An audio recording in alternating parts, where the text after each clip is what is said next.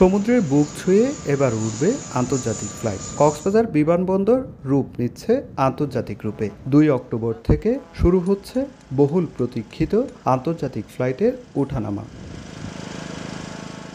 Runway সম্প্রসারণে যোগ হয়েছে অতিরিক্ত 1700 ফুট, যার পুরোটাই সমুদ্রের বুকের উপর। এখন রানওয়ের মোট দৈর্ঘ্য 10,700 ফুট, যা দেশের দীর্ঘতম রানওয়ে। বর্ধিত অংশের যে রানওয়ে লাইটিং পেইন্টিংয়ের কাজ, এটাও আমরা প্রস্তুত আছি। এটা আশা করছি যে আমাদের যে অপারেশনের যে টার্গেট লাইন, তার আগে আমরা শেষ করতে পারবো ইনশাআল্লাহ। তবে টার্মিনাল ভবনের কাজ এখনও পুরোপুরি শেষ হয়নি। যাত্রী অভ্যর্থনা, ইমিগ্রেশন, কনভেয়ার বেল্ট সহ বেশ কিছু গুরুত্বপূর্ণ কাজ চলছে দ্রুত গতিতে, যা নির্ধারিত সময়ের আগে শেষ করতে ব্যস্ত শ্রমিক ও প্রকৌশলীরা। মানে পুরো কাজ যদি কেউ সম্পূর্ণ শেষ করতে হয় তাহলে আমাদের ডিসেম্বর পর্যন্ত সময় লাগবে। এটা আমাদের পিডিএম স্যার মহোদয় অলরেডি কর্তৃপক্ষের সাথে এটা আলোচনা করছে।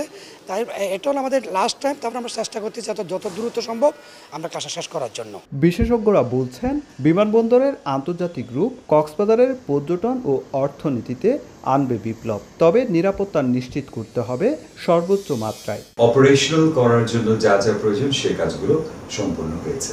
আমাদের নজর দিতে হবে শুধু যে এয়ারপোর্ট পেরিমিটারের মধ্যে নিরাপত্তা তা না, সারা কক্সবাজার, ইনানি পর্যন্ত, টেকনাফ পর্যন্ত যারা ট্যুরিস্ট জোন যেটা আমাদের, এই সমস্তটা এলাকার নিরাপত্তা কিন্তু ইনভলভ। এটা যত তাড়াতাড়ি সম্ভব এটা যদি উদ্বোধন করে, পাশাপাশি যেটা আমাদের এয়ারপোর্ট ফেসিলিটিস, কাস্টম, ইমিগ্রেশন সবগুলো এবং বন্ডেড ওয়্যারহাউস, এই ফেসিলিটিগুলো এনশিওর করে, আমি মনে করি কক্সবাজারের একটা অর্থনীতির একটা আমূল পরিবর্তন ঘটবে। 2021 সালে শুরু হওয়া এই প্রকল্পের মাধ্যমে চতুর্থ আন্তর্জাতিক বিমানবন্দর এটি।